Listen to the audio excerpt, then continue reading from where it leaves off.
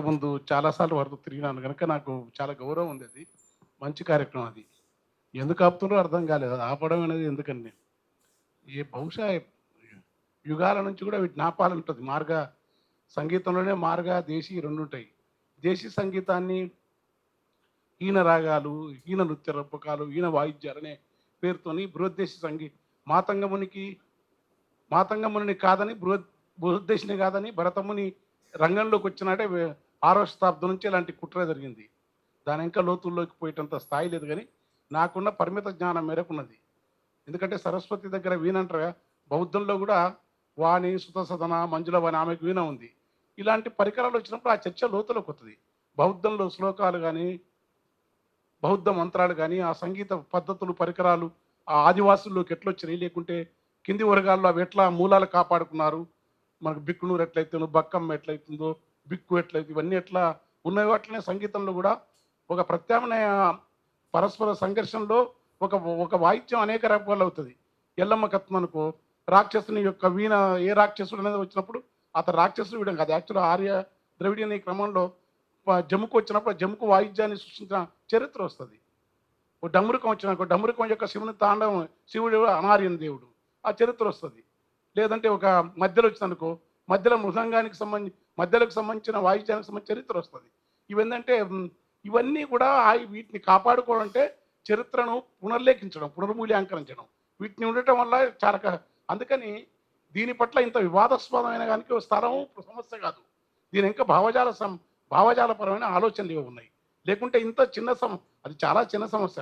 వ్యక్తిగతంగా నిత్యానందరావు గారు నాకు బాగా పరిచయం, కానీ ఆయన లెక్క చూసినా డమరుకం ఉంటే శుభం అని ఉంటుంది. ఇంత వాస్తుశాస్త్రం ప్రకారం డమరుకం ఇంట్లో ఉంటే అది చాలా శుభం.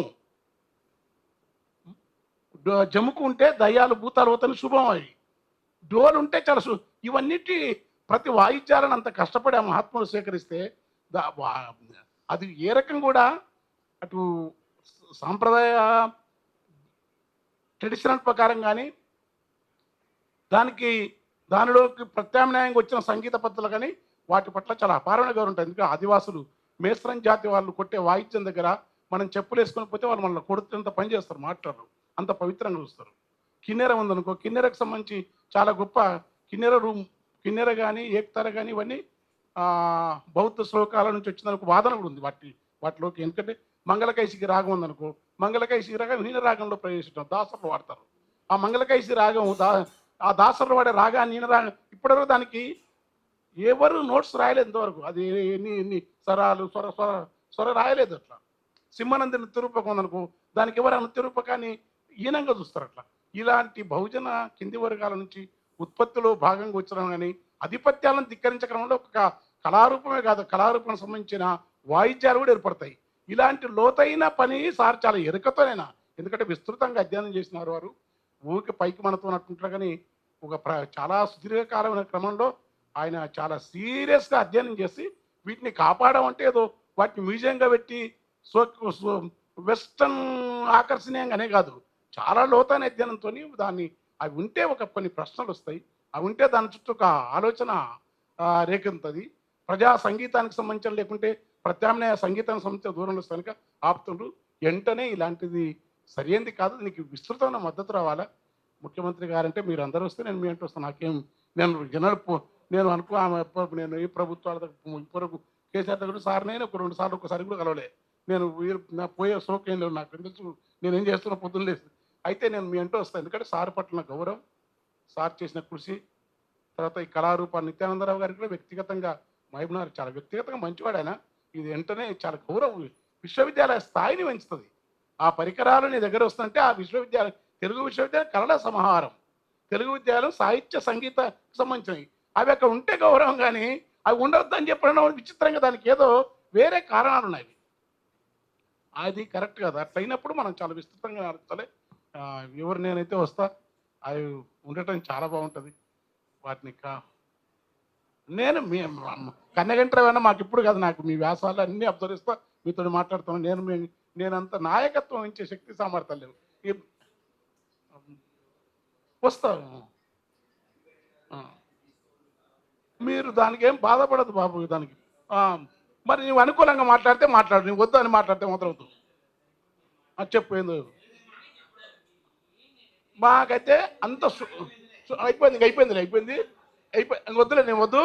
ఇది ఖచ్చితంగా ముఖ్యమంత్రి గారిని తెలుసుకొని వెంటనే జీవో వేయాలి.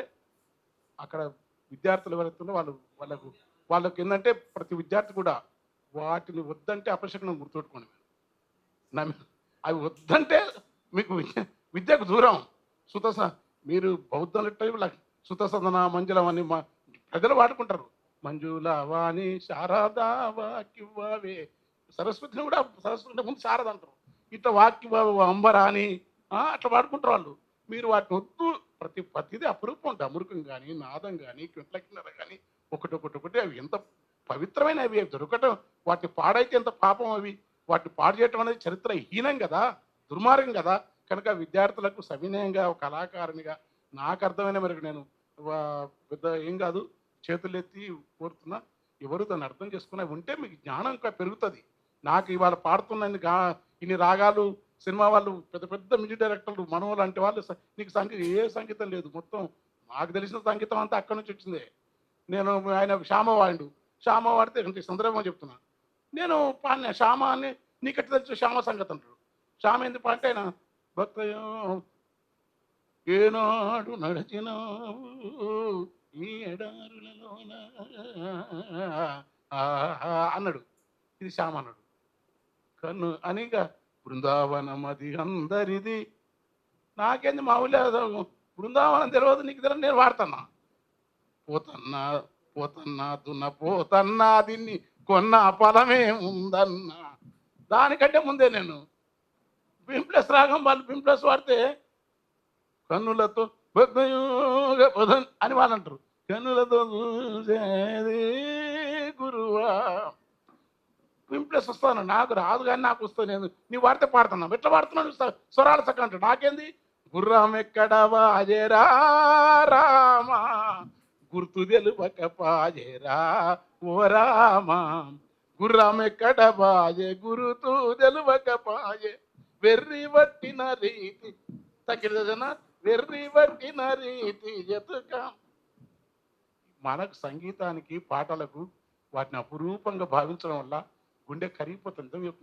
ఈ శోకాలు అంటే నేను సారంట పోయిన వాడుతుంది. కొండ పాడుతుంటే ఏడిసిన ముట్టుకోనికే.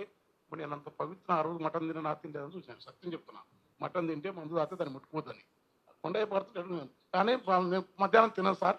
అది అయినాక మొత్తం అయిపోయినాక మళ్ళీ మొత్తం కార్యక్రమం చేసిన అంటే అంత పవిత్రంగా ఉంటాయి. దానికి అంత గొప్పతనం. మేస్త్రం వాళ్ళు ఆదివాసుల దగ్గర పోతే అట్లుంటాయి. అదేదో కష్టపడి మహాత్ముడు తను పుస్తకాలేసి ఒక సీరియస్ ఆయన వారు అకాడమిక్గా, రచనగా, కవిగా, సాహిత్యవేత్తగా వారు ప్రత్యామ్నాయం చాలా గొప్పవారు. అది వేరు. ఈ పని అదనపు పని. ఇది ఎవరో మనలాంటి కార్యకర్తలు దాన్ని చెప్తే మనం చేయాలి.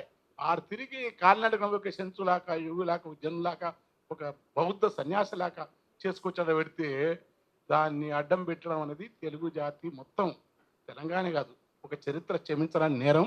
వెంటనే అది వాటికి స్థలం కేటాయించడం కాదు, ఉన్నతాన్ని ఉంచండి. శుభకరంగా వాటిని చరిత్రను రాసుకుందాం. Thank you.